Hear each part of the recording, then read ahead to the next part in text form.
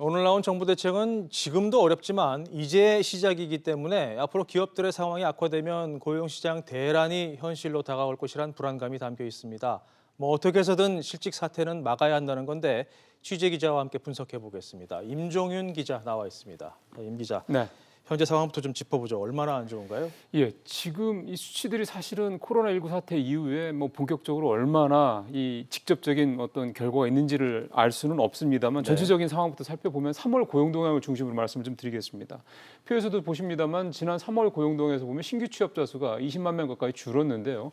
불과 한 달 전인 2월 달에 50만 명 가까이 늘어났던 거에 비하면 분위기가 완전히 좀 뒤집힌 거죠. 반면에 실업자는 2만 명 넘게 늘어나면서 120만 명대 육박을 했고요. 60% 이상을 항상 유지해왔던 고용률도 59%대로 60%대가 좀 주저앉았습니다.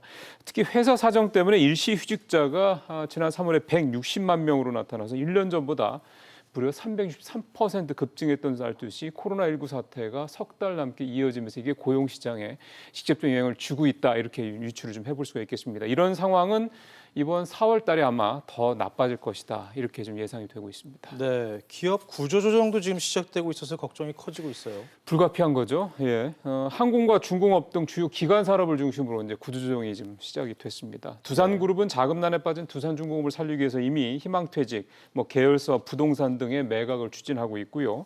항공업계 역시 대규모 휴직, 희망퇴직, 임금 삭감 등 내놓을 수 있는 모든 자구 노력을 좀 다 내놓고 있는 상황입니다. 특히 이스타항공은 결국은 300명이 넘는 직원들을 해고하기로 결정을 좀 했습니다. 유통업계, 관광업계도 유급휴직, 점포소 축소 등 잇따라 좀 자구안을 내놓고 있는 상황입니다. 네, 좀 걱정이 앞서는데 오늘 발표된 대책들이 효과가 있을까요?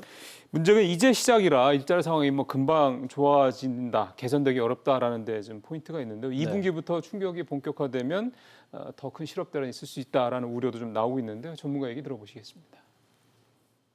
오래 버티기 어려운 거죠, 기업들도. 그래서 이것은 순차적으로 그 영향이 확대될 것이다. 깊이와 사이즈가 어떻게 될 거냐는 지금 누구도 짐작할 수가 없는 거죠.